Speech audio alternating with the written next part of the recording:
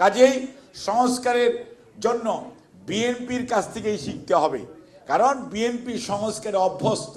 BNP সংস্কার করে করে করে করে বিএনপি দেশকে, বিএনপি ওই ব্যাংক ডাকাতি, ব্যাংক লুটপাট ওগুলোতে যায় না, বিএনপি অর্থনৈতিক ভিত্তিকে শক্তিশালী করার জন্য। এবং জিয়াউর রহমান স্যারের সংস্কার এমন ছিল, খাল খনন কর্মসূচি বলেন আর হইতেছে স্বয়ম্বর বাংলাদেশের কর্মসূচি বলেন, সেটির কারণেই তলাহীন ঝুড়ি থেকে বাংলাদেশ কিন্তু চাল রপ্তানি করতে পেরেছিল জিয়াউর রহমান স্যারের আমলে। ৩১ দফা রাষ্ট্র মেরামতের বা সংস্কারের যে কর্মসূচি, তার পক্ষে জনমত আরও ব্যাপক হবে এবং আগামী দিনে ইনশাআল্লাহ এই ৩১ দফার আলোকেই বাংলাদেশের রাষ্ট্র গঠন প্রক্রিয়ায় জনগণ এই বিএনপির ৩১ দফাকে গ্রহণ করার মাধ্যমে আগামী দিনে আমাদেরকে রাষ্ট্র যে সংস্কারের কর্মসূচি বাস্তবায়নের সুযোগ দিবে। সেই সুযোগ সৃষ্টি করার জন্য আপনার আমরা যারা এখানে এবং সামনে বসে আছি, আমাদের দায়িত্ব রয়েছে।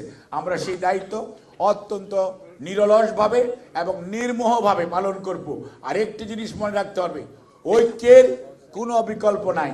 আপনি যখন ঐক্যবদ্ধ থাকবেন তখনই আপনি এগিয়ে যাবেন, আপনি যখন বিভক্ত থাকবেন তখনই কিন্তু ইঁদুর ঢুকে পড়বে।